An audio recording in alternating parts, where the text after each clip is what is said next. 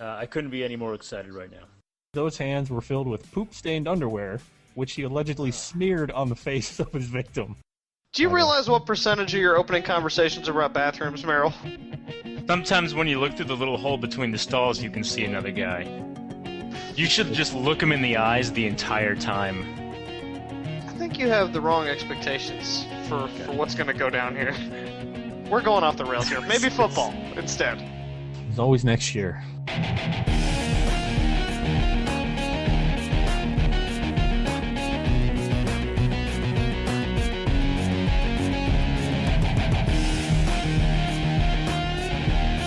Happy Race Your Mouse Day, everyone. Welcome back to the Sandlotcast. The 10th annual Sandlotcast draft is in the books, and we are back and here to review it. Got Anthony here. What's going on, man? How's it going, dude? Pretty good. Sorry for the technical difficulties, everyone. We kind of got hung up trying to get this thing posted live. Not that it matters because it doesn't look like we have any viewers. So, Hillers, what's going on, man? I think they probably already left. Is it really Race Your Mouse Day? Yeah, Race Your Mouse Day, though. Do you know what that means? No. I hope the ones in my house are racing with the traps I have out everywhere. Other than that. You got the wrong kind of mouse, buddy. Like It's the computer the, mouse? Computer mouse. You're supposed to race it around the screen while you wait for things to load. So, yeah. Or you could just play Diablo 3 and click until the cows come home. Maybe, I don't know. Right. When are those cows coming home anyway? I'm not sure. So I found the greatest invention ever the other day, guys. I was out shopping. Actually, I was up in your area, up in Hiller's area anyway. I was at the CVS, was a little low on the travel deodorant, and I saw something. It was called, well, it was a type of deodorant that's 48-hour deodorant. Is this? Have you guys seen this before?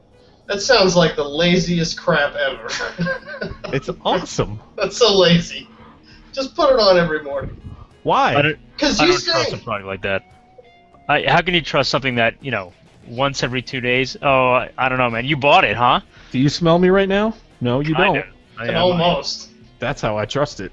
48-hour deodorant. That's like as good as like a reversible belt, reversible underwear. Like, this is tremendous. This is great. Isn't all underwear technically reversible? Is there a such thing as not reversible underwear anymore? I don't want to think about it.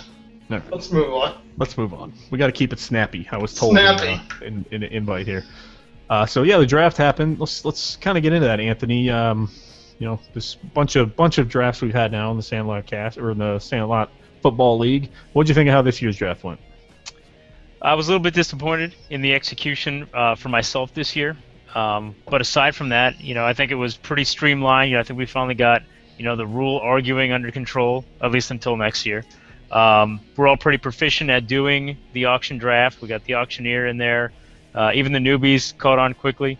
And we got it done in 3 hours? Like just under 3 hours, which is probably the quickest one yet. A little sad to see it go that quickly, but otherwise it was efficient. Yeah, I always feel like it seems like we're rushing to get it done, but it's like, why are we? I mean, this time we were kind of people had to drive back. I understand, but I always hate. Part of me hates when we say, "Oh, hurry, we got to get it done," because it's draft day. You don't want to rush draft day. It's like one of the best days of the year. Right. But yeah, the newbies. I don't know. I didn't know what to expect from those guys because they were coming in. I don't think they knew what to expect, and I think a lot of the reason we didn't have more last-minute trades were because the newbies were expecting something else in the auction draft. And I've got some emails from JD that indicate what he was expecting to pay for certain players that I was trying to trade him, and we can get into that when we get to his team. But I feel like early on they got a little overwhelmed, maybe. I don't know. I know I looked over at Andy's team about an hour into the draft. I don't think he bought a single player yet. But Hillers, what do you think overall about how things went? Well, I was a little hungover and therefore a little bit more surly this year than in previous years. But I thought it went pretty smoothly. I was almost disappointed to see all the chaos go. You know what I mean? It seemed like it characterized so many previous drafts that to have it be so businesslike, it was tough on me. It was. All the votes went smoothly. Yeah, there was just quick voting, and then there was no giant tirades or threatening of personal harm anywhere, and I kept saying that I wanted that, but then once I got it, I go, well, is this what I wanted? I'm not sure. I'll have to be less hungover next year. We'll try it that way. But overall, I thought it went pretty smoothly. Things were snappy. For some reason, it just felt different, and I can't really put my finger on it. Maybe it was there just wasn't the same type of players available, or too many wide receivers and not enough running back. I don't know what it was, but something about it just didn't feel. Maybe it's because you weren't drunk. Maybe. Yeah, but in general, I was really surprised and impressed that we got it together and everything went pretty quick. So Anthony, what'd you think of the player pool, Ant? Well, I thought going into it was shallow, and it proved to be pretty shallow. I thought. I mean, you get a lot of value towards the end. That happens every year. But what tends to happen is that the top end guys that are left go first, and it's like a punch in the face. It's like, okay, draft has begun. Stephen Ridley, dollar, and you're like, oh God, I've been waiting for him, and he's the first guy out. And then next thing you know, like maybe you passed on 5 guys that you kind of thought about bidding on, and then you're looking at trash after that. It just goes. No matter how deep the pool is, it goes quickly, and it's hard to avoid it from happening like that. I kind of felt like we had a pretty good pool this year, deeper than other years. I didn't think it was the deepest we've had, but I feel wide receiver might have been the deepest we ever had. Wide receiver was good. I couldn't believe the guys that were going for $1. It was ridiculous. I felt like quarterback was deep, but maybe it's because we had fewer people keeping quarterbacks this year. But I felt like quarterback was pretty deep. I know Evan kind of threw a wrench in that by keeping both his guys. But overall, I think it was good. And Hillers, by the way, thank you for getting it together. I know Nick worked pretty hard on getting things together. Nick did a lot. Props to him. Thank you guys for doing that. I know the league appreciates it. Sure. Guys, got anything else on the draft you want to cover? You want to get into some team overviews monsters. Here? Yeah. No. Sure. Let's keep it going. Yeah. And after team overviews, we're going to do our first ever power rankings, and then we're going to do, if you guys have done these already, predictions for how we think the season's going to go 4 days after having the draft. So I'm going to start with the Puppet Masters division because that was the first on my list here, guys. And we're going to start with alphabetical in the Puppet Masters and start with the Assassins. And I think this should lead to some good conversation. The Assassins came in with pretty expensive keepers. They ended up throwing back Tom Brady. And, look at that trophy right there, Ant. It's very nice. What trophy? Yeah, that. Didn't see you there. Yeah. But yeah, so he ends up throwing Brady back only to draft him back for $36 and get Steven Jackson for $49. Those were really his only 2 big draft picks because after that he had nothing left. So we'll start with you, Hillers, because I think Anthony. Actually, we'll start with Anthony. I think Anthony might have some things to say here about how Watson drafted and how he went about his day. Yeah, I'm kind of locked and loaded for this one. And maybe you guys might expect me to go off on Watson for doing something a little bit boneheaded, but this might be the worst thing he's ever done in a draft, in my opinion. And that outshines drafting Peyton Hillis for $33. So he went in the draft with maybe an average amount of money, maybe about $100, I forget, or something like that. And I'm okay with his pickup of Steven Jackson. He was the best available running back, $50. Okay, now he's got 3 really top-end running backs, and his team is looking scary. So my thought is, man, if he drafts like a $15 Tony Romo, then he can get 2 serviceable wide receivers, number two wide receivers, then he's going to be a scary team.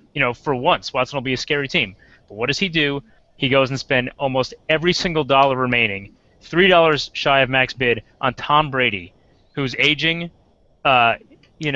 He didn't have that great of a year last year, and there's tons of other quarterbacks available. He lost all 5 of his main offensive weapons, too. It's a completely new team, so it's a little bit risky at 36. I got to agree with that. Yeah, I don't have any problem with Tom Brady as your quarterback, but for $36, when it's the only draft money you have left, and when you have no wide receivers on your team, single-handedly worst pick of the draft. That's the most expensive quarterback in our league, I think. Breeze. No, Breeze went. Oh, I'm sorry. Breeze 41. It's not even $5 worse than the most expensive quarterback. Well, Watson has a sentimental value, I think, for Brady. Now, this doesn't excuse it by any means, but Brady brought him to the championship one year when he had that crazy 49 touchdown year, and I think that's kind of still there. But at the same time, he had to throw Brady back because he could not afford him. When you're keeping Adrian Peterson and I'm not even sure who else he was keeping. He had like 3 guys for $100. Bush and Witten. So there you go. That's like $105 Bush at 30 right and Witten there. at $13. All right, so he's right around 100. Okay. Yeah. You're out of expensive quarterback at that point. You're at $100 and you need to pick up 13 players. A $35 quarterback is not in your future. You cannot do that. That's just not not, you can't say BMW, not in my future anytime soon. I can't do it, as much as I love eating top ramen noodle for the rest of my life. Like, that's what happened. And so, yeah, then he's scrambling. And so then he had to basically give you back Reggie Bush for two mid-level receivers, one of them who's already banged up, Hillary. Yeah, he did. That was in my plan. But let me tell you what you don't want to do in a draft. You don't want to be the guy where the draft is over, people are packing up their pizza boxes, and the commissioner has to come over to you and say, name 6 guys that you want that have not been picked yet. You know what I mean? And because he was unable to bid for most of the draft, which if you've already got a great starting lineup and some depth, it's not a problem to have 2 or 3 spots where, okay, you got $1 guys. I mean, I couldn't believe some of the guys that went for $1 in our league. Guys like, Brandon Myers, even to his credit, Jeffrey Alshon, our favorite Bears receiver, probably shouldn't have gone for $1. But you can't just sit there and have your entire bench be dictated by chance. That is not a solid strategy. Cannot be your best receiver. Right. That's his number 1 guy, is Ruben Randall, who, okay, maybe a nice sleeper is the number 3 in New York, but you thought I had bad receivers last year with Danny Amendola and Cecil Shorts. You've never seen bad receivers like that. You just can't win that way. Right. So at one point, seeing what Watson had and knowing I couldn't buy an expensive guy, I said, maybe I should get some receivers and see if I can trade him for one of those running backs. And sure enough, 2 days after the draft, he ends up having to give up one of his keepers. So speaking of that, Anthony, that's what he did. He kind of extended his draft, per se, and ended up dealing Reggie Bush for Torrey Smith and Jordy Nelson. I mean, does that help a little bit? Well, I think it helps him. Yeah, I mean, he's not starting Ruben Randall now, but it's still inexcusable for a draft. Right. You don't bank on someone making a trade, and the only reason it happened is because Hiller's got to it first and kind of pillaged him a little bit. Shane Vereen I pillage.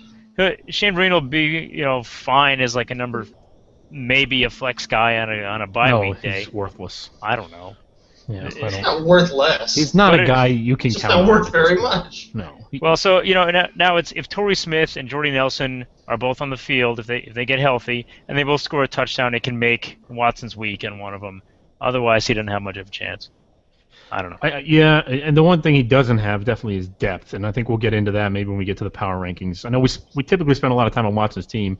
Because it's a don't do this. Yeah, it's kind of a polarizing thing. It's like, why do these things happen? And it's just kind of a good topic of conversation, I think. But yeah, he went crazy on Brady again, and that definitely hurt him. So we'll see how it goes. He has very little depth, and a couple injuries might hurt him. But let's move on to Dad Dicks here. Dad Dicks came in first time doing a live auction draft, at least with us. I'm not sure if he'd done one before. His big picks, he ended up going big on quarterback, a combined $56 on Breeze and Romo. Breeze was 41, Romo was 15. He got Stevie Johnson at 17, Steve Smith at 14, and the injured rookie Le'Veon Bell at 14. Hillers, he had a lot of money wrapped up in QB. What do you think of how Mr. Grimes' team turned out here? For a first draft, I actually thought this was pretty excellent. I mean, getting Breeze in this league, with the needs that he has on this team, was a major coup. Getting Bell for relatively cheap. Okay, I know he's hurt, but when he comes back, he's the starter for the Steelers. It's really giving you sort of the security that maybe a Darren McFadden or Chris Johnson might have a little bit of trouble giving you. So, I love that pick. And at the price, especially considering just the complete wasteland that was RB this year in our draft, was really good. And he got some guys at great value. I love Brian Hartline at $2. Brandon Pettigrew at $1. And his receivers aren't amazing, but they're serviceable. So was it a great draft? No. Probably his worst thing was getting Tony Romo. At $15. If he knew he wanted Breeze, he should have waited. There were plenty of quarterbacks available. But I mean, all in all, I've seen way worse mistakes. How do you think Danny did? Excellent. Anthony. I'm sorry, Anthony. Well, so Hillers is pretty accurate on this one. When you add, good job getting Breeze. When you add Breeze to any team, it makes it look pretty scary because it is. Breeze can put up a 40, 50-point week. I think that Romo was probably his, his safety net. If he didn't end up getting Breeze, he at least has Romo. But it was maybe a little bit too much to spend on two quarterbacks. He probably should have just rolled with Romo and picked up a better either set of wide receivers or a better top-end running back. Yeah, But Cutler went for 7. I think he did a really good job in his first draft. I think his team is going to do better than everyone anticipates. Yeah. But yeah, and he's pretty deep. And you know what? Halfway through the season, when Le'Veon Bell comes back, or whenever he comes back, it'll be even deeper. So.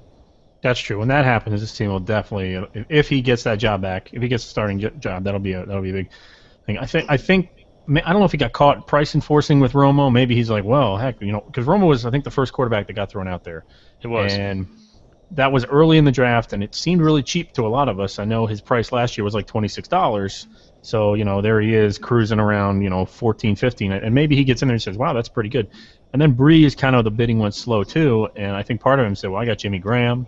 Get some of that double dip going on with the Jimmy Graham, Drew Brees connection. So, yeah, that helps. I don't love his team, I think, as much as you guys do. I think his receiving core is pretty weak. I'm not a big Eric Decker guy this year. I feel like Wes Welker going there is really going to hurt Decker. And Steve Johnson with Jeff Toole as his quarterback might not be all that good. 1 week, he's got Jeff Toole. Toole the waivers. And E.J. Manuel, who has yet to throw an NFL pass, and Kevin Kolb, who is constantly walking around concussed.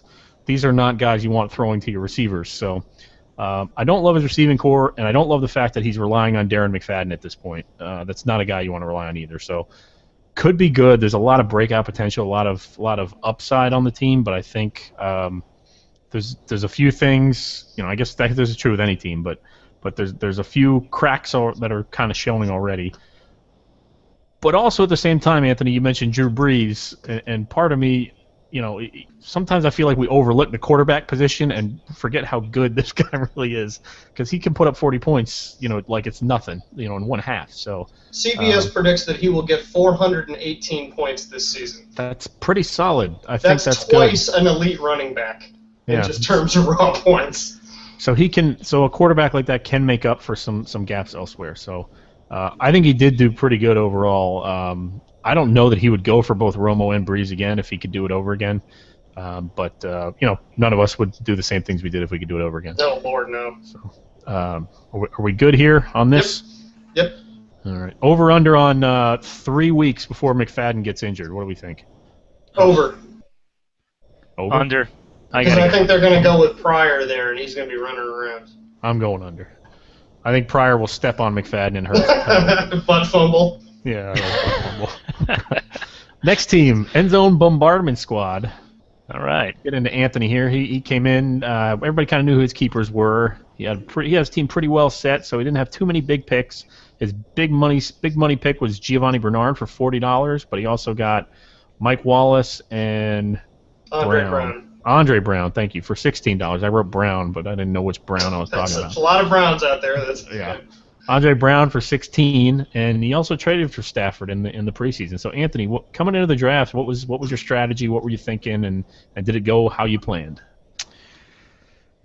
No, it didn't go how I planned. I wanted to get a solid number 2 running back, a serviceable number 3 flex type wide receiver, and then just some depth guys and then a couple of sleepers. That's what I wanted to get. And instead I got a solid number 2 wide receiver, maybe a flex wide receiver, and then I don't know what to think of Bernard just yet. Right. He was a guy I was targeting for sure. I didn't think he'd get up to $40. I thought I might be able to snag him for 25 or something. I have no idea. But I wanted to grab him, and now it's like unless he produces early and as good as Trent Richardson did last year, I don't even know if he's a keeper anymore. No chance. No chance. I mean, he's a good player. And I was in the bidding war for you, but this is a case of us both getting caught up once we realized there were almost no serviceable running backs left. It's crazy to see Le'Veon Bell, even hurt for 5 or 6 weeks, considering this is a keeper league, go for $14, and Giovanni Bernard go for $40. I mean, last year we had Trent Richardson and Doug Martin both going for $40. Those guys were totally worth it, and I felt, yeah, they're worth it. I'm not nearly as convinced with Gio, even though he's done well in the preseason. I think they'll probably be splitting a little bit there. It might take him a little while to get ramped up. And then, of course, you still got, a really good passing game with a lot of targets in the Bengals. It's not like, necessarily a run-first offense. I think the best thing you did was pre-draft. trading for Stafford because you didn't need a lot of holes to fill. I'm not a huge Wallace believer, and so I feel like maybe not your finest draft here, but there's still a lot of good elements in here, and if Wallace does fine, it should be a great starting lineup. I am a little bit concerned about depth, but you're hardly alone in that. There's a lot of teams that have that problem this year, just because, like we said, there is not such a thing as sleepers. People know who the guys are, and they go for money. And in this case, there's always a trend in drafts where you get guys going, and they go really high, but maybe not as high as you think, and then they stop, and then there's this trench where people get value, and then at the end, when there's nobody left, guys that are left start going, for ridiculous amounts of money. And this year you got bit by that, but it's not the worst thing. Bernard definitely went for a lot more. I think he will. Well, now that Lacy is the guy in Green Bay, I think he might be the rookie running back you want. But at the time, it was Bernard, because we didn't know what DeJuan Harris how it was going. By the way, hi Paige, I just got your text. Paige is watching with JD. Everyone. Oh, that's fun. Hey, everybody. All right. Yeah, one of our many viewers that we have. So, Anthony, I think, Hillers, I know you weren't a big fan of Bernard. You said no chance he's going to be a keeper $40. Well, I was big enough to bid $39 for him. Well, by the I time disagree. He I came think the Bengals have been a team that have traditionally had pretty good rushers. They've turned Cedric Benson and Jarvis Green-Ellis into good running backs, and those guys are plotters, man. They run about as fast as I do and just kind of fall forward. They don't have that breakout speed that Bernard has. So if he ends up being the guy and breaking some long runs, he's definitely worth the keeper at 43 next year. I mean, considering what running backs go for in our league, I think that's solid. I do like Mike Wallace this year. The Dolphins have to throw to somebody, and he's the best they've got. And he doesn't have to catch it. He's got fine hands. I mean, he does. I've seen his hands. They're fine. They're enormous. And they're made of stone. Giant they look like hands. Such strong hands. But they're made of stone. I like the Stafford pick. Man, Andy took a beating on that trade because he couldn't deal that running back. And I thought it was a good draft, Anthony. You are a little. I mean, your third running back is, I guess, Brown right now, maybe Bernard. You've kind of got those guys, but you're about 4 deep at running back, which isn't bad. I think Bradshaw will be fine this year. He'll do what Bradshaw does. And your receivers were already solid. Roddy White, Reggie Wayne, Mike Wallace. I mean, that's pretty good.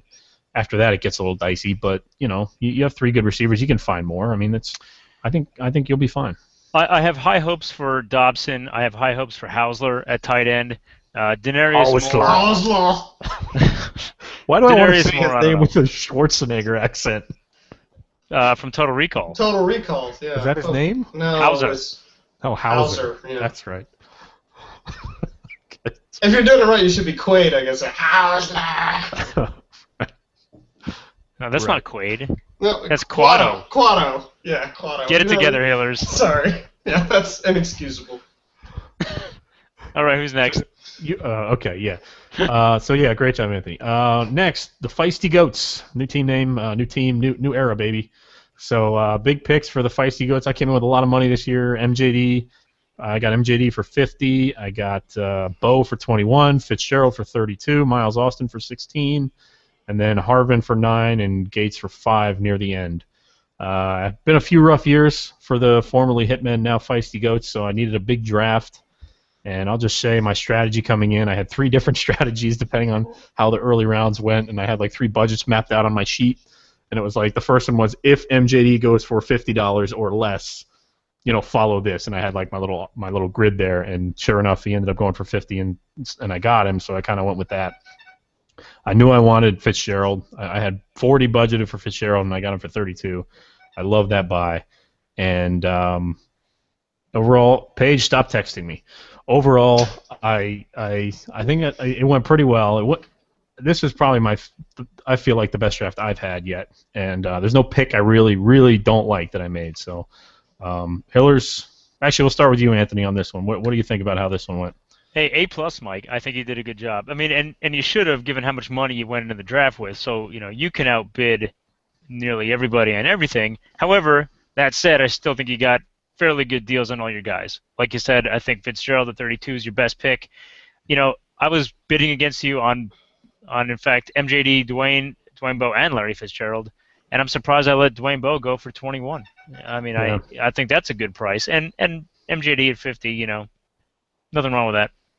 So A plus, and then you got some depth in Miles Austin, and when Josh Gordon, Mike Williams come back, they're a good safety net. Isaac Redman, I don't know. If one, what's nice is that you got 3 starting running backs. If one goes down, you're still okay. Right. If 2 go down, you got a problem. But I guess that's the same for everybody. So I don't know. Right. Hillers, is this the year?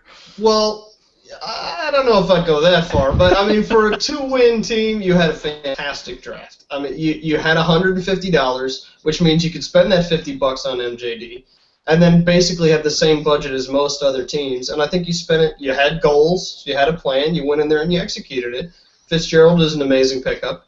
I'm not necessarily a huge believer yet in Dwayne Bowe, but I recognize that with a new quarterback, he's got a lot more opportunity to be good this year. And so there's no reason, that he couldn't be at least a number 2 with high end on him. So, yeah, I mean, fantastic job. This was one of the better drafts for what you needed. You filled every hole, and you've got some depth in there. And I even like Percy Harvin at $9. I mean, when he comes back in 6 weeks, he could be starting for you very easily, And if Wilson's still on that team there, you're doubling up there. So I really like your picks. And, you may not have gotten the best value out of your players. You definitely got the players that you needed, and your team is a lot better, I think, as a result. So good job.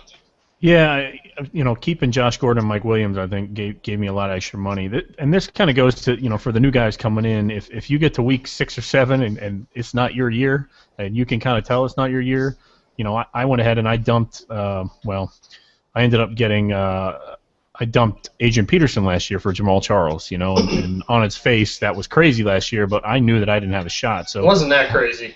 Having Jamal Charles at 16, 19 to keep. And then I actually had David Wilson at the beginning of the year for 19 last year, and I dropped him and then picked him up again for $1. And then dropped him. And then dropped him. And then picked him up again for $1. And then I dropped him. And then picked him up again for $1. But those 2 guys right there are what gave me that value to allow me to go. So in the middle of the year, if you guys are struggling a little bit, you've still got something to play for in next year. And those are the kinds of moves. Again, this hasn't proven anything yet. I could go up 2-14 again, but at this point, if you want to come into the draft with a lot of money, look for those, teams that think they have a shot to win and try to get their keepers and try to get some values from those guys. Let me reiterate that the point is not to put guys you like on the waivers 5 or 6 times. Exactly. That rarely pans out. That was a unique strategy that seemed to pan out so far, but again, David Wilson hasn't done a thing yet. Surly Podcasters will be our next division here. And we're going to start with, let's just do all 3 of us in a row here. And let's do Hiller's Epidemic. And Hillers, you came in, I had you calculated having the best value of anybody coming in. You and Evan were pretty much neck and neck, but I think I had you a little higher. And you really only had 2 big picks. You didn't have a whole lot going on in the draft. But your 2 big picks that I saw were Sidney Rice at 14 and E.J. Manuel at 7. Did you draft anybody for more money than that? Yeah, I drafted Torrey Smith at $19. I drafted Jordy Nelson at $19. You traded for Torrey Smith. Well, if we're including that, I like my draft a lot better than I liked it when we actually drafted. No, but I'm saying those were your 2 big picks, right? Yeah. Well, that are still on my team. Yeah. Yeah. Oh, okay. Well, who did you? Oh, you drafted Reggie Bush. No. I drafted Torrey Smith and Jordy Nelson and Shane Vereen, and then I traded all 3 of them for my boy Jeffrey Elshon and Reggie Bush. Jeffrey Elshon. That's right. That's where I got confused. So those were your other picks. So you didn't really have a lot. Like, you didn't have any major splashes at the draft. You had a few major splashes. No. mid-tier pickups, but again, you didn't really need the major splashes because your lineup was pretty set here. Anthony, what do you think? How do you think Hiller's team did pre-draft, post-draft, and how do they look going into the year here?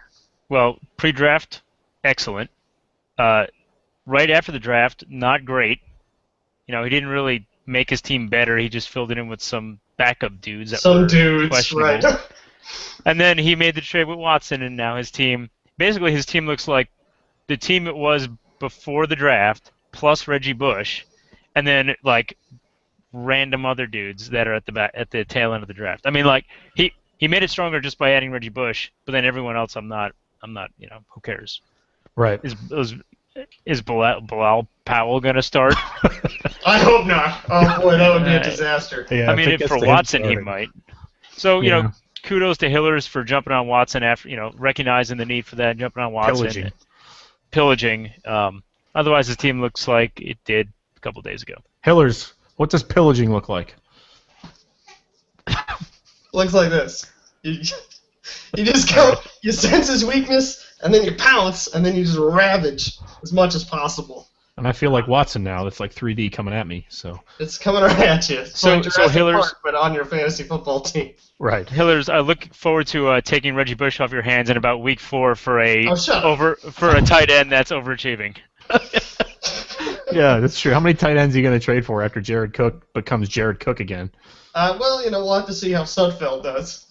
Oh yeah, he's Well, going to be great. Well, yeah. and that's the only thing that I like much better now is that now that I've got Bush in there as a really solid flex guy, I feel like I had the luxury to go and pick the sleepers, that I thought would do really well this year. I'm very excited about Hopkins. Sudfeld and Cook, I think, both have a chance to be, solid. Not the next Graham or anything, but really good. And I'm perfectly satisfied with guys like Rice as well as backups, in terms of depth. So now that the trade is done, I feel better about the team than I did after the draft. I hated the draft because I love to make that big splash play, and get a guy that, I felt bad that I didn't get in there Ridley. I felt bad I didn't get in there for Bell, so I felt like I missed a lot of opportunities. But, I'm doing what I do, trying to fix it up. So. Well, final question, and then we'll move on. I know we're hanging out Sure. right here, but what was kind of your general strategy going in? I just had my guys in tiers. I had research. I know I wanted, a decent flex, but then when the price tag went up on them, I choked. Okay. So I'd say I failed to execute what I wanted. But then once I found out that Watson was going to need to trade me wide receivers, I went and got a whole bunch of ones that are strong number 2s and hope for good trades, and that's what I got. So I managed to salvage it. Okay. Strong number 2s is a good name for Watts' team right now. That's an excellent idea. You totally need to be the strong number 2s. Is that a poo reference? Your reputation. It is. Okay. All right, let's jump on here, and I'm just going to call this team Dave's team because his name is too long and hard to say, and I'm never of mediocrity. I'm never ever going to say that name, so I'm just going to call it Dave's team for the rest of the year. Dave came in. He had very few keepers. He had a lot of money coming into. Ended up keeping Andy Dalton, which I know shocked a few people. I think in the back of our minds, a lot of us thought he might. There was a small chance he would.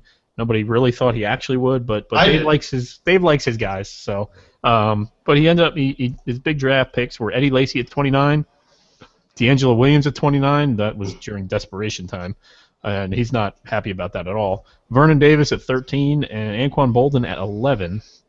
Hillers, what do you think Dave think? Well, what do you think of Dave's team? We won't get into what Dave. Well, I know you guys aren't too impressed with Dalton, but I mean, if you look at the Bengals, what they have this year, I think he really has an opportunity to be, definitely a top 12 guy, and maybe even a little bit better than that. And so I thought that was a great value to keep him at. And in terms of the guys that he got, it's sort of usual Dave-ish teas. Like, none of them are blowing my mind, but I feel confident that they could all put up some points most of the time and probably come in, and it's sort of a general, 80, 90, sometimes 100-point level. I feel like he's in for another one of those years with the roster that he's got. It wasn't a great draft, but it wasn't a disaster either. Okay. Anthony, what were you thinking while Dave's draft was going on? Yeah, well, I wasn't thinking about his team while the draft was going on, but looking at it now, yeah, another one of those years for Dave's. He has for every one good guy on his roster, he has one bad guy, which equals about a 500 team. I think Nick nailed this. For the past couple of years, he's been stuck at the perfect 500. Right. Frank Gore, yeah. Andy Dalton, yeah. Eddie Lacy, yeah. D'Angelo Williams, Yeah. And it goes on from there. Yeah, when you look at this team, you can't help but think where's the star power? A lot of teams have kind of a flagship guy or a guy that is the guy who can blow up for 30, 35 points if they need to every now and even 20, 25 points. And this team really doesn't have. I mean, Gore, I guess you would say, but he's not really. Gore's kind of like the 10 to 15 point guy, like 80 yards and a touchdown kind of guy, or you maybe feel like they're all going to go in the touchdown. teens.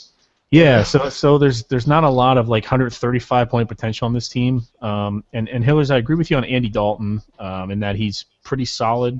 But if you keep Andy Dalton, I feel like you've got to get in on a guy like Romo or more of a a bigger quarterback because he's at a severe disadvantage at quarterback every week now because trust me, I rode the Eli Manning train last year, and that's not a train you want to be on. And, Andy Dalton's fine, but he's not, in the division he's in especially, playing against Aaron Rodgers 3 times and Cam Newton 3 times. He's in trouble in those games. So, it's a good team. He's going to have to hope for some schedule help and some stinkers from his opponents if he wants to make a run. But, Dave knows what he's doing, and he's not the most active guy on the trade market, so I don't know that that'll happen. But if he can pick up some good free agents here the first couple of weeks, maybe he can make a difference. My favorite pick of his was Kenny Britt. I really like that. I thought Kenny Britt at 5. Again, not a lot of risk there, but it's a guy, or 4, I'm sorry. Not a lot of risk there, but a guy who, at one time, before all his knee surgeries, was a pretty solid player. So I think that was a good pick by him. I would say Broyles as well is a popular sleeper this year. I wanted Broyles too, especially because Anthony has Stafford, but that didn't pan out. But Dave, kind of same team as last year, I guess we'll say, right? I mean, maybe he works a trade and changes it, or maybe D'Angelo Williams breaks out. Who knows? This is the year I think that he needs to try to move Gore. Gore's, he's getting up there, 30 years old. It's probably the last. I don't think Gore's coming back strong next season. This is the year that maybe he moves him for, a couple of keepers to somebody who is making a run for the championship. Yeah, somebody like a rookie who's going to be the guy next year, something like that. Okay, I can see that. The Weenyay will be our next team. Masters of Elegance.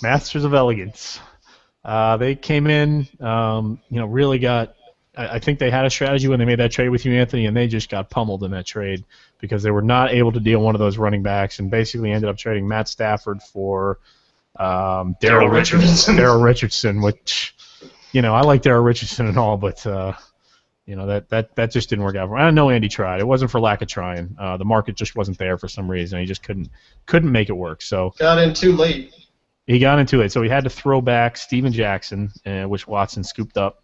And his big picks were a lot of upside guys here. Tavon Austin at 20, T.Y. Hilton at 20, Deshaun Jackson at 18, Kyle Rudolph at 8, and Mark Ingram at 22. Let's not forget Garrett Hartley at 20. Let's not forget Garrett Hartley at 20. That's right. Most expensive kicker in the history of our league. Let it be known. That's one record already. But you can see by those values that that's kind of what happened. Like early in the draft, Andy was just kind of sitting back there. I guess him and Watson were at the inactivity table because they weren't really picking anything. Watson spent it all right away and then started playing Candy Crush for like an hour because he had no money left to bid on anybody. So, Andy, I looked over at him at one point. I'm like, you going to buy anybody? He's like, yeah, I think so. So I don't know if he was overwhelmed or he was waiting, he had a strategy or what was going on. But overall, I mean, the trade for not getting the trade done for Steven Jackson, Hillers, do you think that's going to hurt this team in the long run, or do you think definitely. he kind of helped himself? That's a play that you got to make early on in the preseason. I get busted on a lot for making trades in the preseason that are often perceived as being way too early. But for every risk that you take that early, you're also have an opportunity for a different guy to really get in and have his stock go way up by the time you draft him and someone be kicking themselves for trading it. This is a team that right now looks bad, frankly. It looks like a bad team right now because the guys he's counting on are mostly guys that you're hoping have a good year rather than have an established track record. But having said that, this is a boom or bust team. I mean, if more than one of these guys really starts to bloom and becomes this year's surprise guy, there's always a few guys that come up and really start doing overachieving and surprising folks. If Michael Floyd becomes like a Julio Jones type or something, then it starts to look a lot different. I don't think that's happening. No, it's not. I'm just saying that's an example. Okay, maybe it's T.Y. Hilton instead. Yeah, maybe it'd be Austin. Hilton, Deshaun These are Jackson, guys that all have. They wouldn't have gone for $20 if people didn't think that there was good reason that they could do very well this year. True. It's just you don't know. Mark Ingram, not bad. There's nothing here that seems tragic to me all by itself, except for the fact that they're all together. And there's. Other than McCoy, really lacking some star power, and you hope Gronk can come back strong and everything like that. But I don't know, $7 Jay Cutler. It seems very underwhelming as it stands right now. But by the end of the season, who knows? Could be a top 5 team, but it's going to be a reach. So I have a whole different opinion on this. So the only stigma about this team is Jay Cutler. If you replace Jay Cutler with a $16 Tony Romo, then now you have a team that looks like Hiller's teams of yesteryear. Yeah, right? but how do you do that? Well, you just bid on Tony Romo in the draft and get him. Well, yeah, but He he had a didn't. lot of money. But he Well, didn't. Well, so that's where I see that's where the problem was. I mean, so he left like Or $25 you keep, on the I table. don't know, you keep a $16 Matt Stafford, maybe. So I would rather have a Stick Tony it to Romo him. plus Sorry. $7 Daryl Richardson than a Matt Stafford. And look, he left $24 on the table. You add $7 from Jay Cutler, and now you're looking at 31. He could have got any quarterback minus Brady and Cutler for that price. So you turn the switch on that one, you turn the clock back, and you grab a quarterback. And now his team looks like it looks a lot better. It's got a lot more upside. Yeah. There's a lot of upside, sure. It's just I think McCoy is going to have a great year. That offense, he's got McCoy and Jack. He's got a lot invested in the Eagles, and I don't think that's a bad idea because I think that offense is going to run so many plays. They're going to work so fast and run so many plays that somebody's got to move the ball, So that's going to be a little advantage over those guys. But I actually like Deshaun Jackson. He was a guy I was targeting a little bit this year, even though I hate him on a personal level. But we talked about Dave being at a disadvantage at quarterback. This team is a dumpster fire at quarterback right now. I mean, Jay Cutler is his best guy if you don't count Alex Smith. I mean, there's Josh Freeman out there on the waivers, I guess. You could go get him maybe and just try to play some matchups. I don't know. I mean, this team is at a severe disadvantage at quarterback. And the big thing was he was texting, and he said in a league, he was texting with me, or IMing with me, he said when he traded Stafford, he didn't like Stafford because in a negative 3 points per interception league, he felt like Stafford threw too many interceptions. Oh, Cutler never does that. And now he's got Jay Cutler as his guy. It's just, and I think it was just kind of, I don't know if it was a snowballing thing with him, but I think by the time he was ready for a quarterback, they were all gone, or he just didn't get in on the bidding at the time. And now Cutler went relatively early. I think if I were him, I don't know. I don't see a win this year for this team. If I were him, what I would do, see how the first few weeks go. You never know. We don't know anything. But if the first few weeks don't go great and Gronk comes back, that's the guy you deal. I feel like you deal Gronk, maybe for a quarterback, maybe for something, maybe a better receiver, and see where you can go there from there because Gronk will help most teams in this league because not everybody has that caliber at tight end. All right. What else we got? Wow. The other thing was, sorry, one last thing here. You're taking too much time again. So he's got Gronkowski, and then he spent $15 more on two tight ends, and Kyle Rudolph and Fred Davis. I mean, I don't get that at all. Tight ends are not great flex guys. Yeah, I mean, and if you've got Gronk, you just need a guy to get you through the first couple weeks, and it's don't waste the money on him. Sudfeld went for 2. Yeah. Owen Daniels went for 2. Yeah, there's guys out there, but not a great draft for Andy. But again, we don't know anything, so he could end up winning this division. Who the heck knows? Touchdown Jesus, the final team here, came in with some pretty solid keepers, thanks to the Hitman just dumping everything to him last year.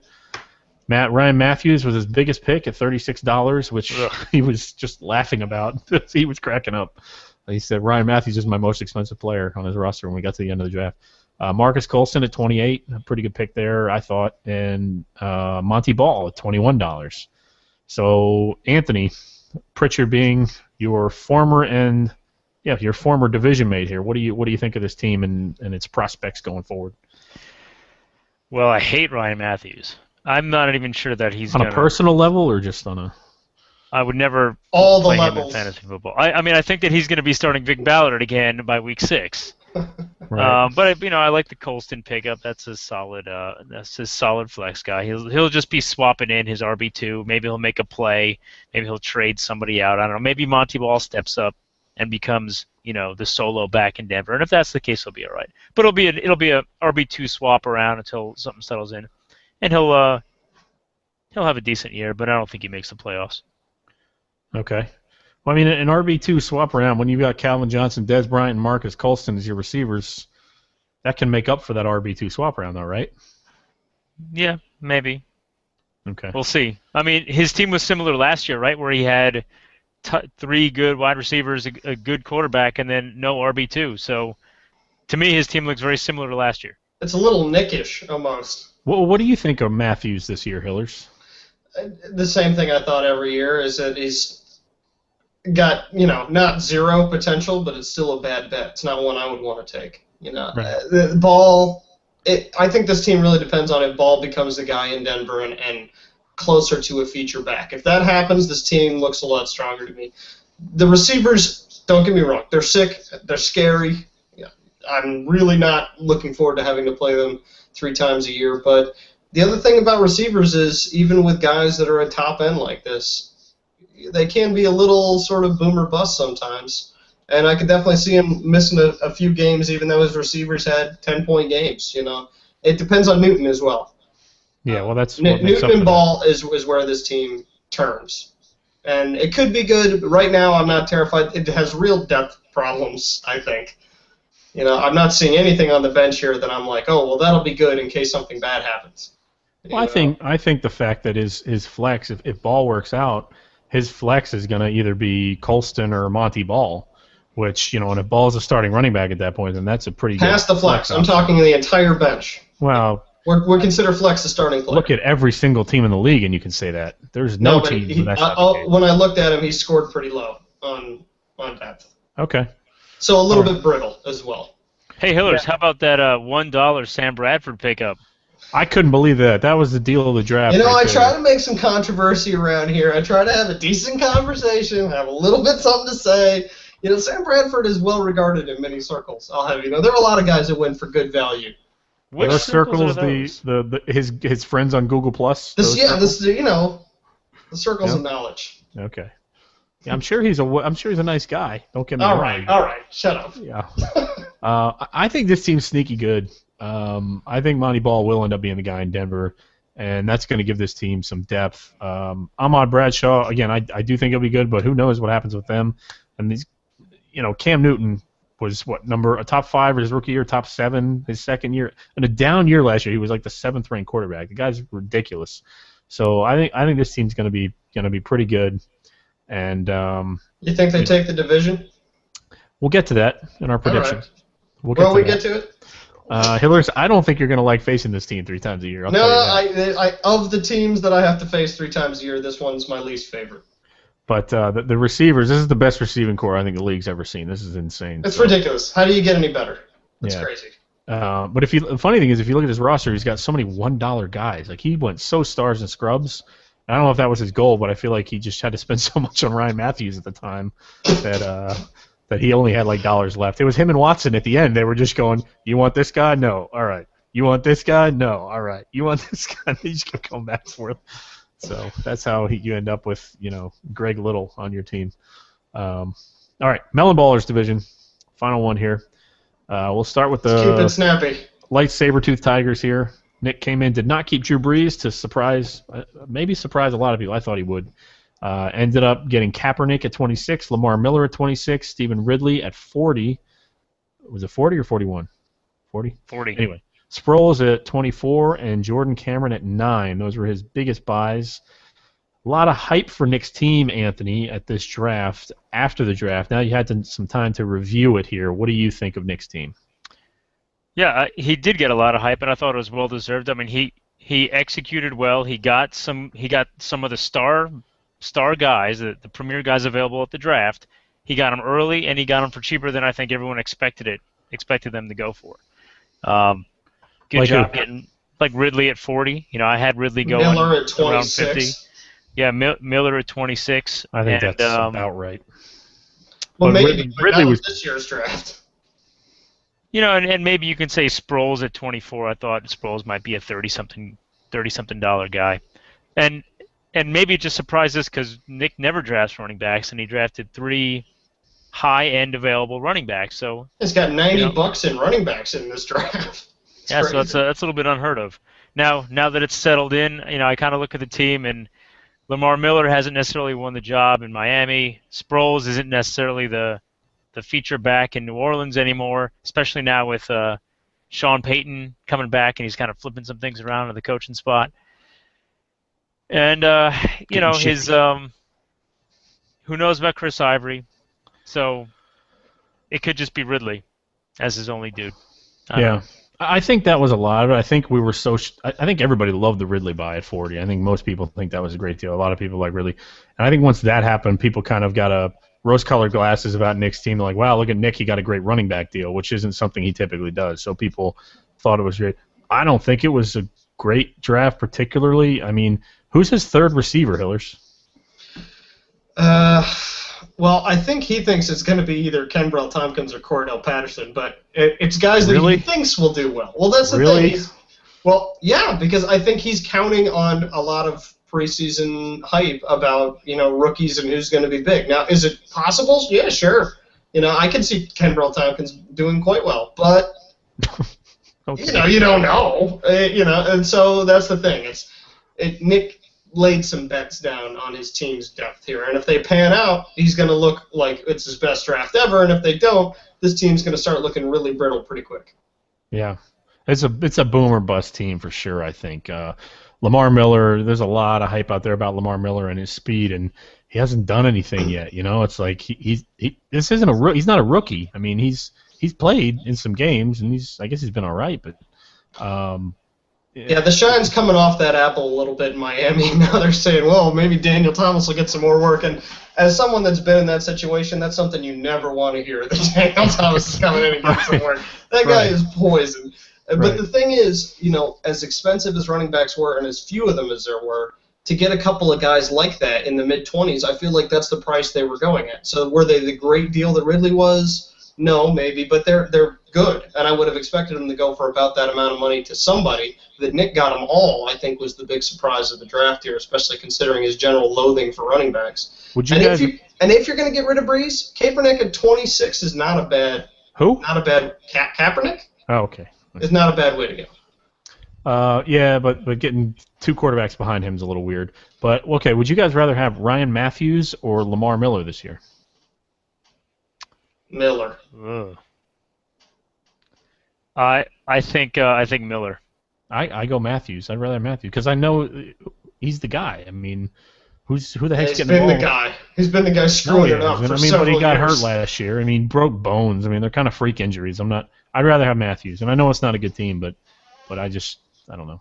Better deal with the devil you know than the devil you don't. He broke his collar. Matthews broke his collarbone, and that's where he get tackled a lot from. And so in football, it tends to be a repeat injury.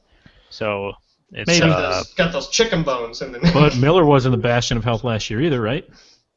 Anyway, what team's not- next? This is enough on the Ridley. Anyway, Ridley Miller. I'm not buying into the hype on Nick's draft here. Fair enough. I want Mixed that on the record. opinions.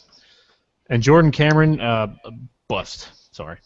No, he'll be great. I like that guy. Yeah, I'm sure you do. Yeah, That's why I kept nominating those guys. He's huge. He's a beast. He's a massive man. Yeah. Los Chupanibres next. This one's for you, JD. I know you're watching. JD came in, took over Danny's team here. JD, I was trying to get a receiver off him for the life of me. I couldn't, and he ended up throwing back Torrey Smith and cost himself $12 in doing so. Suck it, JD. And his big picks were Rashard Mendenhall, Rashard Mendenhall at 27, Hakeem Nicks at 19, Wes Welker at 25, Tony Gons at 13, and Ronnie Hillman at 18. Anthony, you were sitting at the table with JD there. What do you think of how his draft went? Well, I was surprised at his keepers. I thought he did a good job keeping Antonio Brown and James Jones. That's sort of like the Merrill strategy going in, keeping your lower end, high upside wide receiver. So I was happy that he did that. I thought it was a nice way to turn his team around. But that said, he didn't have a ton of money going in the draft because he kept Trent Richardson at 44, which he should have. Right. So I'm not psyched about his $27 Rashard Mendenhall. I'm not psyched about Ronnie Hillman, so I think he could have maybe, I don't know, maybe I would have gotten in the running for Ridley or something like that at the time. But I like the pick of Wes Welker, and Nick's at 19, it's worth a shot. It is. It's worth a shot at 19. I don't like Nick's personally. I don't like starting him. You never have a good feeling about it, but the days that it'll pan out, he'll probably win his games, and the days that Nick's goes busto, which he will, he'll probably lose his games. Yeah. Hillers, what do you think about how JD did? Well, it's not that the draft itself is bad. It's just that given his situation where he's in such a hard division and taking sort of an abandoned team over, I would have gone for a few more high upside guys. I don't think there's anything wrong with the guys that he got. It's just that he was waiting until a little bit later in the draft, and so you did get into the desperation times a bit with the Mendenhall, again, which I was bidding on, even though I wasn't that excited about it. I think you could have gotten cheaper wide receivers with equal or greater potential than Wes Welker at 25, even though there's nothing wrong with Wes Welker. So, I mean, this is a serviceable draft, and if Ronnie Hillman, ends up winning the job in Denver, then that'll look really smart. It's just that I think I would have gone with some more, boomer bust kind of guys, because I think that JD really should be planning for at least a 2-year strategy to get back up to speed. And if trades pan out and if waiver wire things go, then sure, next year it'll be right in the mix with anybody. But this year, facing Evan and Brett and who else is down there, and Danny Grimes, it's just going to be tough. So let me tack onto that real quick. If you look at the salaries on his team, everyone is fairly good value. I mean, yeah, there's nothing wrong with any of them. There's just nothing really exciting about any of them either. So if any of those players end up panning out and doing really well, they're for sure keepers at good value. So yeah, I agree with your 2-year plan. Maybe you make a couple, free agent pickups, a couple of trades, you keep the guys that pan out, and hopefully your free agents pan out as well. And then you got a really good, cheap starting core for next year. And I'm not saying, don't punt now. I mean, hell, you can make it in the championship with freaking Ryan Fitzpatrick, Evan. So, right. You can do it, but it's just, I might shoot for the 2-year strategy on this one. Well, look, so he's got a top 4 tight end in Tony Gonzalez, right? For 1 year. Top 3 until, but whatever. So he's got him this year. That's what we're talking about. Sure. He's got Matt Ryan, who's a top 10 quarterback. He's he's the most consistent quarterback you can have. I mean, the guy's legit. You know exactly where you're getting from. His receiving core is among the deepest in the league. I mean, I think he's 5 deep at receiver. I think Golden Tate's going to be solid this year. But I think he's potentially 4 deep. I think he's 4 deep at receiver, no doubt. I mean, you can start Antonio Brown, you can start James Jones, yeah, you but can a start fourth Wes receiver Welker, doesn't score you any points. and you can start Hakeem Nicks. Well, on a bye week, that's your flex guys. Oh, so. good.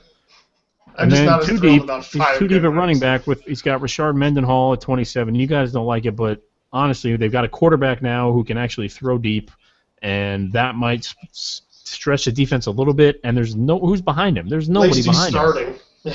Yeah, I mean, who else is going to run the ball in Arizona? I mean, that's Ryan Williams, I guess, who he also has on his team. Okay. So Rashard Mendenhall, who else is going to run behind him? That's the guy. So, and then you've got Trent Richardson at 43, where if he continues on the path he's on, that's still keeper value, honestly. I mean, 46 next year for 44. For a top 10 running back or whatever, for a top 10 running back, that's not bad. So, I feel like it's kind of like a rich man. It's like Rich Dave's team. It's a little like that. I mean, there's not a ton of star power on it, but it's a team that could put up maybe a few more points a week than Dave's team, and so watch out for that. Overall, good job, I think, JD. Yeah, good job. Solid draft, definitely. Sex Cannons are our next team. They didn't really have a whole lot to do coming into the draft. Yeah, pick up one more receiver. He got 3 of them. So his big pick was Andre Johnson at 29, and then he got Pierre Garçon back at 20 and Vincent Brown at 10. That was his big splashes of the draft, and I know he I said even he like wanted, his sleepers. Brandon Myers at 1, or that's the name, right, Brandon? At 1, and Crabtree at 1 when he comes back. Yeah, I mean, that's fine. Chris I don't think Gibbons, Myers is as good as... You know how fast he is. Giants tight ends are they have a ceiling. I mean, they're not going to be great. But Anthony, what do you think of how Evan did in the draft? I mean, I like the Andre Johnson pick. I mean, I really like that at under $30. So that's good, and that makes his team pretty scary. If not scarier. And I like the Vincent Brown. I mean, I like all the moves that he did, but it's just nothing is flashy. His team was already good, and we've said we can't gush about his team any more than we already do. So he just added, It would be impossible. a couple of good pieces around it, and there you go. He's would you have kept Luck and Manning? No. Me I neither. probably would have thrown back either one. You can go either way. I probably would have thrown back Luck. I think you could redraft Luck for $18. Yeah. But still, it doesn't matter. Now we can play matchups with 2 of the league's best quarterbacks, and he's still got That's maddening, though. That's Andre maddening. Johnson and Pierre Garçon. I know, but I can understand being hesitant to throw either one of those guys back. So, and it's not like he was unable to get another receiver. I mean, this was one of the deepest years I've ever seen at wide receiver, and he managed to get some at the top for Yeah, but maybe he could have got. not bank-breaking prices. So this team's going to be devastating yet again. Maybe he could have got Fitzgerald too. You know, you throw that quarterback back. I thought he was going to keep. You know, a lot of people thought, you know, throw back one of the quarterbacks, keep Garcon, or throw him back and keep Tony Gonzalez. And I know he's a 1-year guy, close but to 20 to keep. Yeah, so I might have kept T.Y. Hilton because he had T.Y. Hilton for $3. I would have kept him for $8.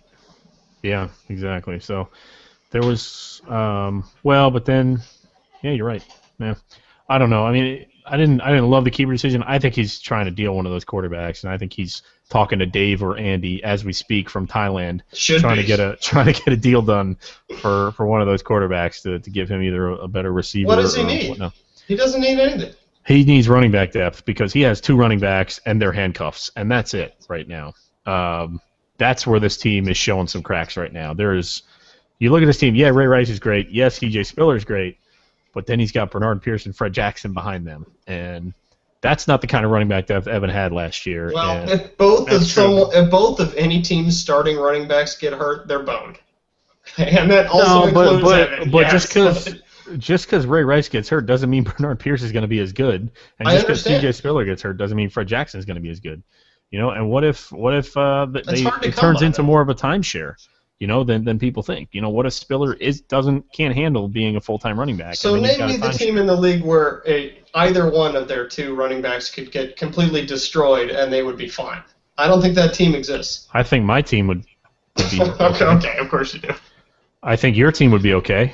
Mine would be okay, but it'd still be bad. It'd still be real bad. All right. Well, there's teams out there with 3 running backs. This team has literally 2 running. Like, the problem is if one, I don't know. What happens on a bye week? Then he's gonna be struggling a little bit at running back, yeah. So he's gonna have 2 weeks this year where he's got a weak spot for perhaps someone to capitalize on. He's got some depth at receiver. You know, it's not as good as it was last year, and I'm sure he'll work some deals to make it as good. But I'm not crazy about it. I do like Finley. I think Finley over Myers. Finley's gonna have a big year. I think a big comeback year. Could be. All right. Peanut butter jelly time. Final team here. Brett showed up this year at the draft. Yay! Not sure why. He had about $6 to spend. $53. $53, max bid of like 19. And with that, he got Ben Jarvis Green Ellis for 18. That was his big spender ticket right there.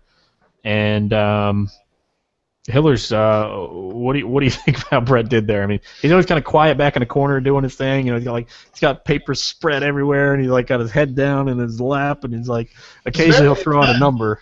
Yeah, very intense. No, he was in on a lot of bids, and I think an $18 Ben Jarvis Green Ellis is what you see when a poor team drafts a running back in desperation times. I mean, that's what you end up with. It's not good. Right. But I do like what he did in terms of getting really, I think, very solid value out of his wide receivers. And if there is a tight end that could be the next Jimmy Graham this year, I think it's probably Eifert.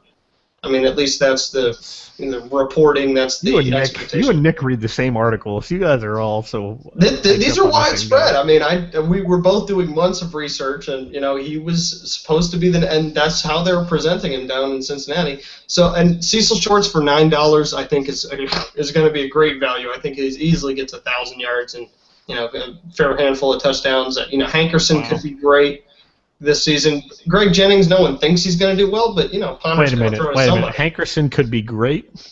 Did I hear that? Great top 30. Top 30 great. Leonard Hankerson? Top 30 great. Okay, not world ending. Top 30 receivers. All right. I'll take that bet. 6% of people in CBS own him. So he could be great. Who they own? He could be Sam Bradford.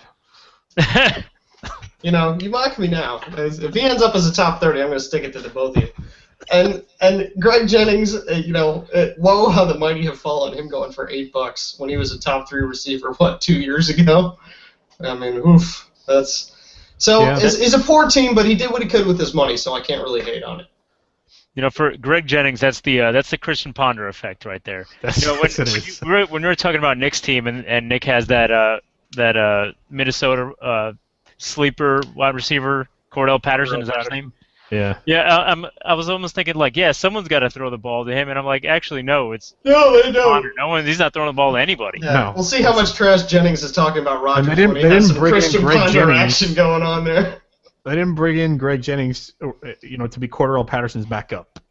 So They did he's not. kind of the number one guy there. We done? Anthony, what do you think? Anything on Brett's team here that you want to add? I mean, like you guys said, he didn't have a lot of money. I think he got good value for Ben Jarvis. I mean, dude is currently starting, and he'll probably split carries for most of the year. So that's good value for him. And I definitely like the Jennings for $8 and the shorts for $9. I hate Jacoby Jones for any price. That guy sucks. He's the first guy to get dropped on Brett's team. Unsafe in any $1. speed. He's I a don't care. dollar. He's He was terrible. when they were just, it was basically snake draft time because everybody had a dollar max bid, and they were just going around and picking guys. But And I know you hate this, Merrill, but he did well to get Ben Tate at $6. he needed to get Ben Tate. He with the amount of money he had to get Ben Tate because he couldn't afford an actual running back, so he had to handcuff his guy. In terms of handcuffs, he's far and away the best one this year, I think. Yeah, I agree with that. I think that's fine. I don't think Ben Tate's a guy you can start unless Arian Foster's hurt. So, which I feel like the hype on him was getting to the point where people felt like you could start him. All right, let's get into our power rankings here, guys. Let's. We'll do the typical way here. We'll go 12-7 and then 6-1. Actually, I was thinking this year I would start. I actually went and did. I went into CBS, and they have a line in there that's projected points for the year for all the teams. Okay. And we added those into our power rankings. And all I did is I went in and I took the optimal lineup for each team and added together their projected points for. And so as it stands now, CBS actually has an opinion about who's gonna win this season. All right. And so I thought You I'd wanna run do that through that. First or last? It's up to you guys.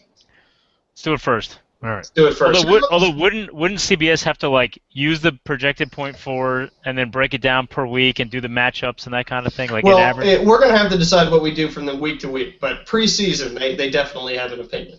This is just who's going to have the most points for at the end of the year, basically. Right.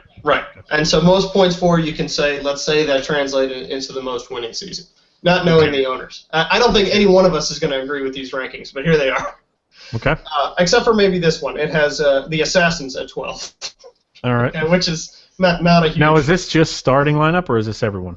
This is just starting lineup. And this is what you determined to be their starting lineup? No, they're optimal points for. So, like for instance, for Evan, Peyton Manning had more projected points for than Andrew Luck. So even though Evan was starting Andrew Luck, I said, well, let's say he starts Peyton. Okay. Okay. So that's the assumptions going in. And given that, we've got Watson at 12 with his starting lineup. Not to say anything of his bench. We've got the duplex of mediocrity at 11. Dave's team, that'd be somewhat of a drop for him. We've got the Winiers at 10th. The Winier. The S is silent. Oh, is it silent? Okay, I'm sorry. I don't know that much French. I'm not that elegant, right? And so there was actually a tie at 8th, but I figured I'd give it PBJ as 9th. And the reason they got 9th in a tie is because our current champion in some bombardment squad was the other number 8.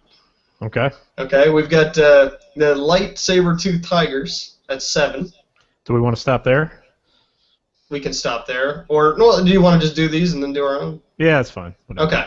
We've got Los Chupanibres as a surprise number How 6. about that? Yeah, for them. We have the Feisty Goats at number 5. So CBS says you're going to make the playoffs for the first time in a long time here, man. That'll be exciting. Yeah, this is the year. We've got Pritchard and Touchdown Jesus at number 4.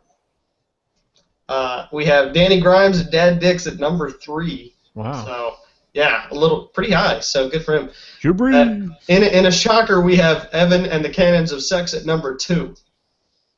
And then beating. Who's number 1 in your rankings there, Hiller? It's not my rankings. It's not. This is just math. Okay, it's just numbers. Who did the math? Feel free to check. Sam Bradford did the math. Sam Bradford did it, right? Okay, no, but I checked mine like 4 times because I didn't think it could be right. But I think Bradford punched the numbers into the Hanker simulator. It was the Windows Media Calculator. Oh God, you actually typed like, oh yeah, okay. Yeah. Well, It was but several times each for each team, and Right. I'm not saying I didn't make a mistake somewhere, but I did do it at least 3 times for every team, And so if I got a round number, I did it again and again. So beating Evan by a few points, according to CBS, not me, I would be the #1 team this year. Okay. I'll go ahead, Anthony. We can let you anchor if you want. Yeah, That let's works. do it. All right, I got the Weenyay at 12. But for reasons we've already discussed, I've got Dave at 11 to match CBS. I've got the Chupanibres at 10, mainly because of their division. I think they've got a pretty good team, but I just think they're going to get beat up on. Assassins at 9. That's mostly assuming people don't get hurt. We got PBJ at 8, and I have Feisty Goats at 7. I guess we'll just finish out here. I'll take. I got Tigers at. I'll just say the Tigers because that name is too cumbersome to say. The Tigers at 6. Tedious.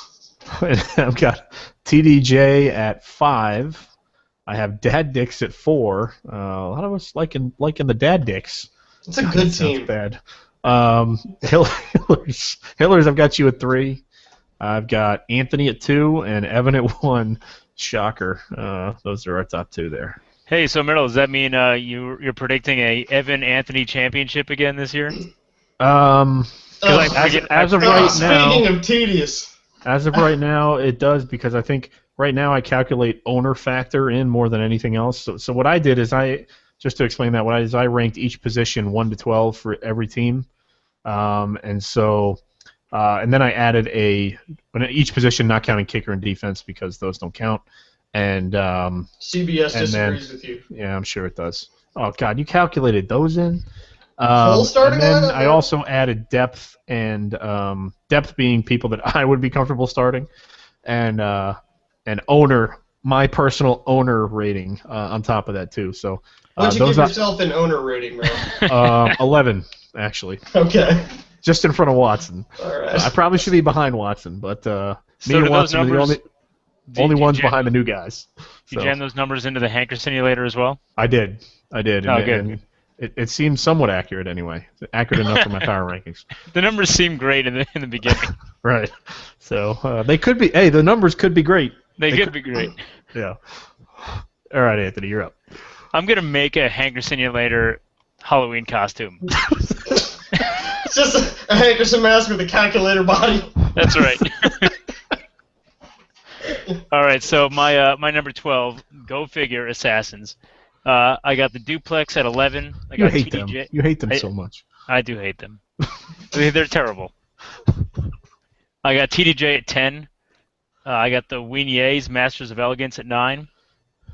Chupanibres at 8. Tigers at 7. PBJ at 6. EBS 5. Dad Dicks 4. The Feisty Goats 3. Hillers at 2. The Cannons at 1. You had me at 4 in last year's power rankings, Anthony. I just want you to know that. So, Good. Yeah. You're even better this year, Merrill. Yeah. That's 1 win. Maybe I'll get to 1 win. Yeah. All right. Who'd you have at 1? Sorry, Anthony. I lost track after you had me at 3. I had the Cannons at 1. Okay. Because there's no reason to doubt them despite their running back situation at the moment. Yeah. Okay.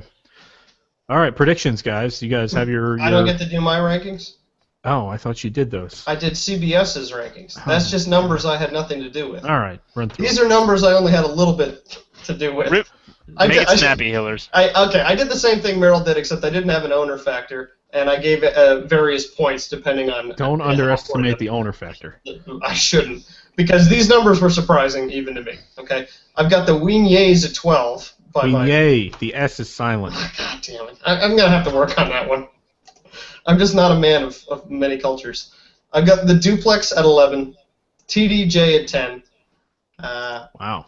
Feisty Goats at 9. So maybe there is a little bit of maybe there is an owner factor in there. Chupanibres at 8, PBJ at 7, Tigers at 6, Assassins at 5, and that's just starting lineup, mind you. They scored horribly on depth in my depth category, but the starting lineup, was good enough. I've got EBS at 4, Dad Dicks at 3, myself at 2, and the Cannons at 1. I expect those to change drastically. If I was doing it myself without the number thing, I don't think I would have come up with those. But good a way to start as any, because whatever we say is always crap anyway. Cannons at 1 unanimously, and I think that's all we really agree on. So. And no, don't we all have Watson at 12? No, I have Weenye at 12. Okay. You should switch that. You should. Give me time. All right, predictions here on how the season's going to go. Let's we'll just run through real quick. Wild card teams. Anthony, who do you have as your wild card teams? Oh, great question. So wild cards, I'm gonna give it to myself, and I'm gonna give the other wild card to PBJ. All right, Hillers. Pritchard and Nick. You guys are gonna think I'm nuts. Dad Dix wild card, and the Assassins take the second wild card. Oh my God. Yeah, you're nuts. I think Tom Brady finishes the second half of our regular season just actually. Can I change mine? Ape. I wanted to change mine. No, can't change it. It's locked in. It's locked in. All right, division winners. Let's go in the same order here. I have Feisty Goats division winner. I have Sex Cannons division winner, and I have Hiller's Epidemic division winner. Okay. Yeah. So I've got myself as a division winner. I have the Sex Cannons as a division winner, and Dad Dix as a division winner. So you have Anthony not in the playoffs. Correct. Wow. I have him missing it. Number 6 team, I'm sure. Okay. God damn it. He's going to come up and beat you with this trophy. All right, division winners. I'll have Sam Bradford throw it from here. There you go. He could do it, man. He could do it. I've got TDJ winning the division. I've got Evan winning his division, blah, blah, blah. And then I've got Anthony, EBS, winning their division. And I'll go ahead first on championship. I think TDJ wins it, and they beat Dad Dix in the championship. Anthony. That's you out of the playoffs, Hillers, and I'll explain why. I think it's because that's bullshit. Aaron Rodgers goes down in like week 5. Could be. Because his I'd be lying if I said I wasn't terrified. Because he gets crushed by 4 guys at one time and gets totally That'd just totally be awful. So, Anthony. So I have Hillers beating the Feisty Goats in the championship. Yay! Title number 2 over my favorite victim, Merrill. I would kill for that right now, Hillers. I would. I hope to be able to give it to you. I'm sure you do. Yeah. So I have in the championship Dad Dix over the Sex Cannons. Whoa, rookie winner, huh? Rookie winner. Yeah, I'm going to go Wow. all out. I'm going to say this Man. team manages to find a way somehow through the playoffs. You love you some Dad Dicks. Well, it just seems like the crazy kind of thing that happens in this league. Yeah, okay. That's fun to say, by the way. Also, my wife says to leave you alone, Hillers, because you're not very She verbal. should. She should leave. And I'm very verbal. So- I got all the words. All right, guys, that wraps it up. We did okay on time, a little better than the last one. We'll cut it down about 15 minutes. So, anything? We'll keep it snappier next time. Final thoughts, questions, Herberebra, whatever. Well, I'd like to leave you guys with the image of me dressed as Leonard Hankerson and a calculator in some kind of unholy unity. Got it. I got it. All right. Hillers, I'm still pondering that. are you Christian pondering it? I hope not, because then I will have missed my target at the end of that ponder session. No, you won't, because I intercepted it. Oh! All right. All right. Then in that case, for Anthony, who is Leonard Hankersoning, for Hillers, who is Christian pondering, this is Mike Merrill. The Hankulator. I don't know. Someone goodbying. We will talk to you guys later.